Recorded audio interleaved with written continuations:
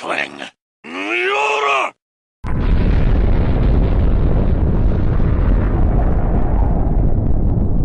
Useless.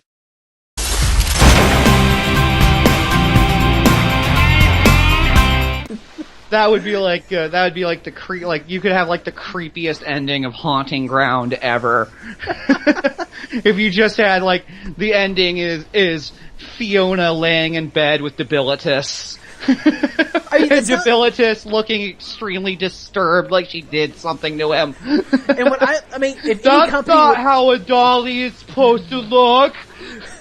And if I know I know Suda 51 would be willing to do that kind of shit too, and I'm surprised they didn't. I mean, when you have a character like Travis Touchdown in No More Heroes, when you save by taking a dump. Like he goes and sits on the toilet, and that's how you save. Just taking a dump is funny.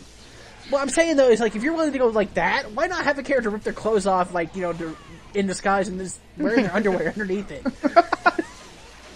It was me all along. That is brilliant. I don't care if it's just like... It was me, Boxer Joe. I mean, I don't care if it's a character who's been introduced for all of 5 seconds. I mean, if Superman can just put his glasses on and he's in disguise, then Nobunaga should just be Boxer Joe with clothes on. Oh my god, Boxer Joe, no! Well, like, okay, for instance, like, one of the biggest ones, like, outside of this one, I just recently played it. Devil May Cry 4, Trish is in disguise throughout the entire game, right? Uh-huh. She's different hair color and everything. And all of a sudden she shows up and then, cuts back, she's in her original outfit. I'm like, why couldn't she just, like, rip off the clothes? She's standing there in her underwear and she's like, yep, I was in disguise the whole time. You pervert, you just wanted to see Trish in her underwear. I'm not gonna lie, but... She's a video game character.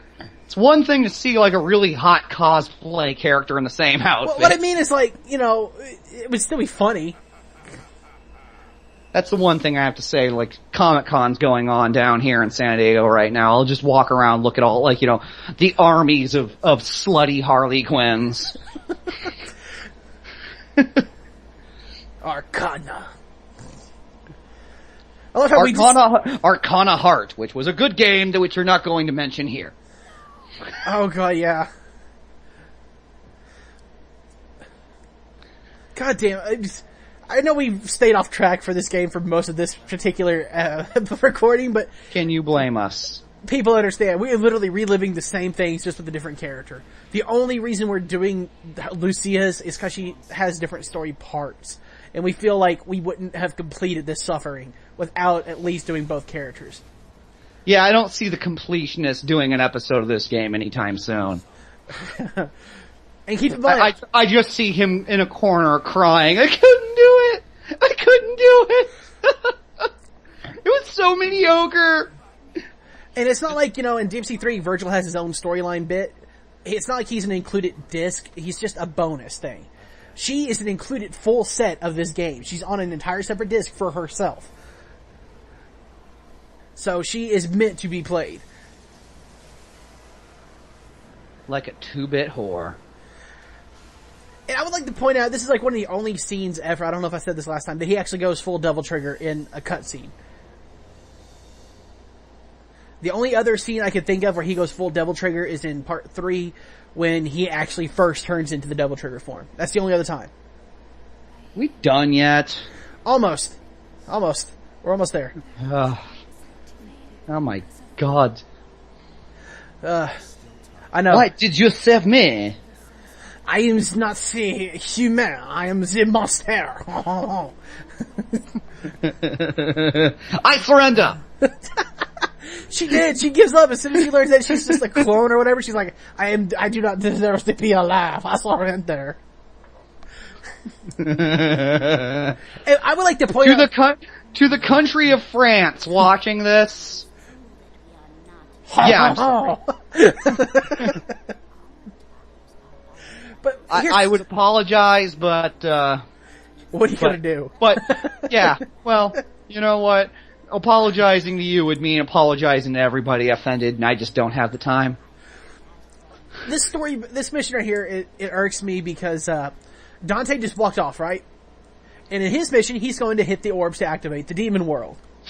So she's hanging out, he's, off working while she's hanging out with her mother. No, guess what? She now has to go hit the orbs to activate the fucking demon world. The thing he very went to do as he walked away. And she's in the exact same area as Dante was. So it's not like they're in different areas hitting different orbs. No. The exact same fucking area, just from different points of view. Hey Rando, I got a question. What? Why are we talking about this game? Because we're fucking playing it and I have to bitch about it. Yeah. You see, didn't you notice how much more fun we were having when we were making fun of Rob Liefeld? I know, but, I still, dude, he made DMC 3 and 4! And then I don't know. We don't know, this is not the same game we thought it was when we started. I thought this was made by some hack who didn't know anything about Devil May Cry. And it might actually be, it might be the truth is he was a hack all along. We don't know, people. What if he's a really crappy director and after this they were like, no, fuck that. We're gonna give him a team, tell him he's directing it, but tell him to ignore everything he fucking says. He's the George Lucas of video games. I don't know if he's that bad. Everybody thinks George Lucas is like this genius director. He directed one movie. Well, two movies. He directed THX 1138. But after Star Wars, he only produced the following Star Wars movies because he quit the Screen Directors Guild. Fuck so George he's not that brilliant of a director because he never actually directed anything. He had other people direct it for him. He didn't even write the screenplays. Okay, I'd like to point out, every time she gets a new orb, as we see several times, she doesn't catch it, she just lets it smack her in the chest. It's like Dante catches it and absorbs it, just bitch slaps her in the titties. And she just gets her power from that. Kinky Lucia. She enjoys them titties slapped around, I guess. Yeah. You into choking? Little smothering action, maybe? Huh? No? How about cosplay? Got a really sexy Harley Quinn outfit for you. You really like Harley Quinn outfits, don't you? She's one of my favorites, yes. My favorite are there's not very many of them, but the cosplayers who like to be Cassie Hack. Who's Cassie Hack? Cassie Hack is the main character of one of my favorite comic books of all time that the creator unfortunately ended a little while ago. That was his intended plan for the storyline, but that doesn't make it hurt anymore that it went away. Oh. She was this kind of nerdy goth girl, and her mom was the lunch lady in high school. And so her mom starts murdering all the boys who bully her and serving them in the food. Oh, that's awesome. And that's not and that's just the origin story because her mom comes back from the dead and starts offing people again. And then Cassie has to kill her. And then she finds out that there's other people who are other murderers who are rising from the dead and continuing. So she, she has this big dumb Czech guy named Vlad who wears an oxygen mask. He's all deformed looking. And they travel around the country looking for undead murderers and killing them. She calls them the slashers. That's why it's called Hack Slash. Huh. Actually, might check that. That sounds pretty cool. It was an amazing comic book. So, and I'm into goth chicks. So. It's a win-win. Yeah. She's all, she has no powers. She, she's just hardcore. She's hardcore. She's hardcore. Yeah, she's gothic Beulah McGillicuddy. So, in this mission, I have to find the fucking orbs like I did with Dante. Hers are easier. Not more balls! God damn. Oh, she's gotta slap him around a little bit. She's into ball slapping, too. This chick is sick. I think I like her now. But keep in mind, in this game, Dante's into slapping balls around too. I think, I'm not here to judge Rando. I think whoever the game designer was had an obsession with slapping round objects around. Hideaki Itsuno. Well, I don't know. Was he the gameplay designer too? I don't know. He's the director. That's probably what he did. There's not enough ball slapping. And then he goes to the back room, snorts some coke off the hooker's tits, and then has her slap him in the balls for 10 minutes. Until he comes in her hair. God damn. I fucking hate this mission. I hate this game. Yeah. Fuck you, Itsuno. Fuck you. Seriously. I hate you worse than Sega now. And Sega has years of disappointment. You've got one game. Fuck you, Sega, I want a new Streets of Rage. Fuck you, Sega, I want a new Golden Axe. Dude, there was a new Streets of Rage due out, but it looks so bad. Fuck you, Sega, I want a new Truxton. I don't think I ever played Truxton. It was one of the greatest 2D side-scrolling shooting games of all time. Dude, Sega just needs to get their shit together. They're finally fixing Sonic a bit. That's a good start. Fuck you, Sega, I want a new Blue Stinger. Fuck you. Yes. Fuck you for yes, asking for said that. it. I said it. I want a new Blue Stinger. And No. I do, goddammit. No, you don't. Fuck off. You do not want a new Blue Stinger. That is the greatest bad game of all time. I fucking love Blue Stinger. God damn it. Oh, fuck you. That made my head hurt. That game is Uwe Boll movie, the video game. Just fuck you. No. Yes. Yes. Yes. Having a Blue Stinger 2 would be like having a DMC 2 Part 2. Touche. Well played, sir. Well played. Oh, god damn. There's a reason why they never brought back Lucia in any Devil May Cry game. She wasn't even in the fucking anime. Nobody after this game has heard of Lucia. The hell was that one Dreamcast game with the guy who had the magnet for a head? I don't know. Super Magnetic Neo. Super Magnetic Neo. Fuck you, Sega. I want another Super Magnetic Neo. I want a new Plasma Sword. I know we said that already, but I want a sequel to Plasma Sword. Fuck you, Capcom. We want another Plasma Sword. We need bigger, better, more bulletproof legs. Dude, that game was, for a 3D fighter, an early 3D fighter, that game was awesome. It was another one that was like just so wonderfully bad, but fun. You remember, hey guys, do you remember when games used to be fun? Let us know in the comment section. I'm just saying though, everybody is so concerned with making a blockbuster hit that most of them fail. It's just like this summer's worth of movies. All the blockbuster movies this month have fucking failed. I still want to see Pacific Rim. Me too. Giant robots versus giant monsters. I don't give a damn what critics say about it, I still want to fucking watch it. It's written by Guillermo del Toro. The script is at least competent. And what I love about the movie is like in all the previews they show, they're like building up to the giant robots. That's all a flashback. The entire movie, the first 5 minutes is all flashback of what led up to the events of the movie. And then it's just all giant monsters versus giant robots from there. Yes! They didn't bother doing the whole, we have to build these machines. You get a 5 to 10 minute flashback, I hear, of like what happened, and then you cut to the giant robots versus giant monsters. Fucking giant robots.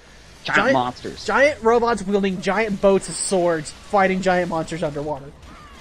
It's so Japanese. It's awesome!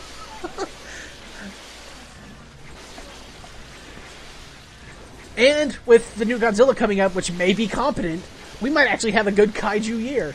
It's at least made by somebody who likes Godzilla movies. We can at least say that. So it might turn out to be good. It wasn't two vapid, empty Hollywood douchebags who wanted to make their own giant monster movie, but knew if they made their own giant monster movie, they'd get laughed out of the country, so they wanted to steal another trademark that would make money. That's all they wanted Godzilla for. Yeah, because it had nothing to do with Godzilla outside of a giant monster being made by the atomic bomb. Yeah. And how convenient they managed to find a way to absolve the Americans of their involvement in that. Right? You know? The original Godzilla was certainly not racist, but it didn't hide what caused that. Right. It's not like they did it to themselves. And then the American movie finds a way to blame the French. Well, what are the French gonna do about it? Not a goddamn thing. Surrender at us. Guess which boss is back again? Oh. Your favorite boss from DMC1. Giant Lava Spider-Man. No. Hey, if Spider-Man was made out of lava and 20 feet tall, that would be the greatest superhero of all time. Who the fuck is gonna fuck with that guy?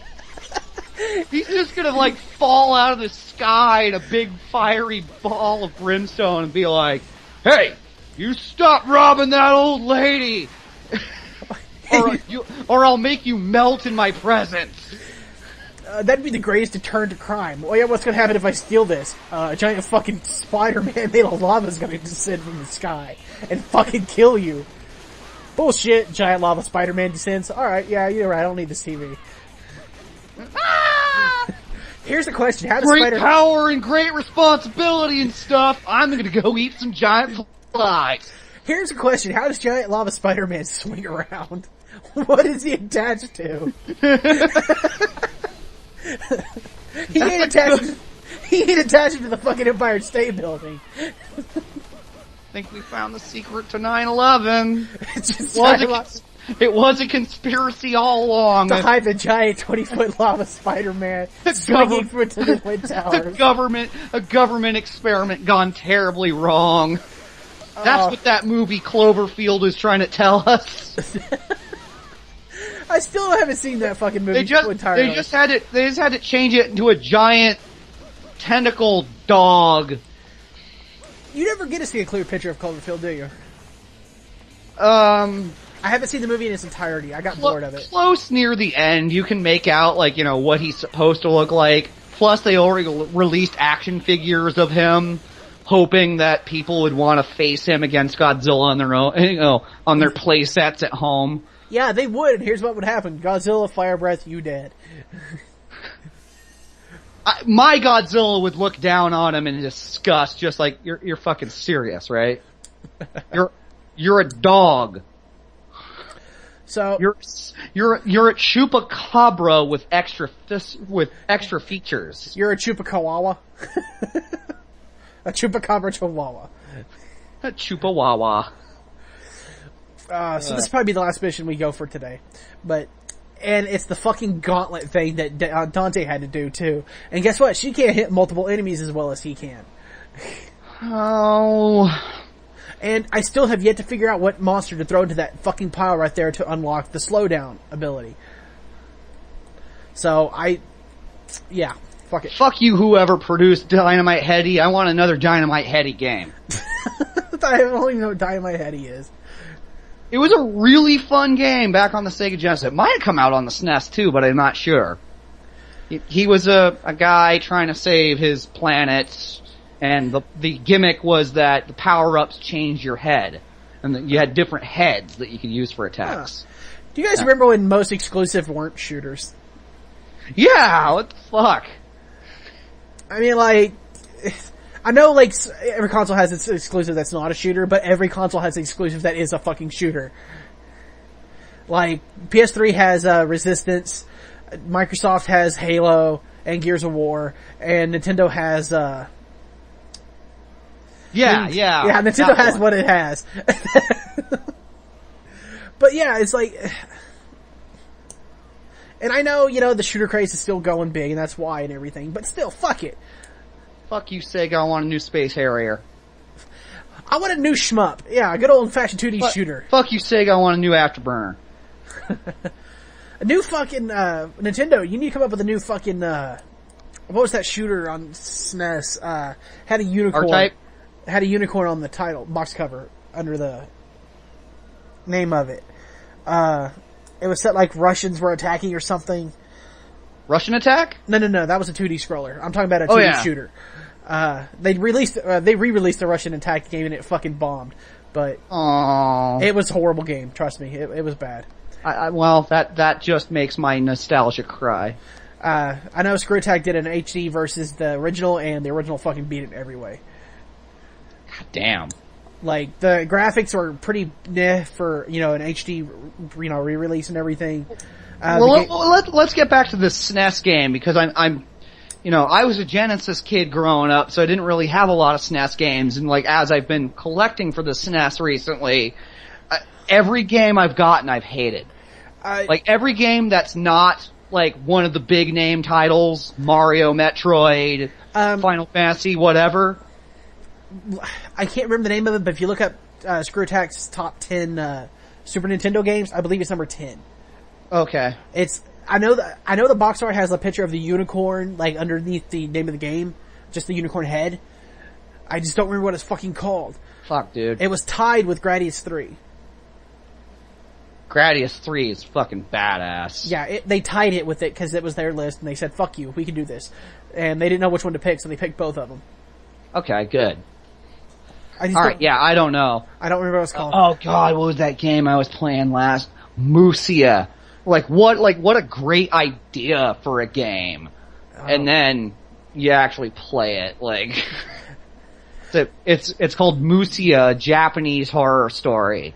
And, you're supposed to play, you're supposed to play a pikeman who abandons who abandons the battlefield during the feudal wars era of Japan.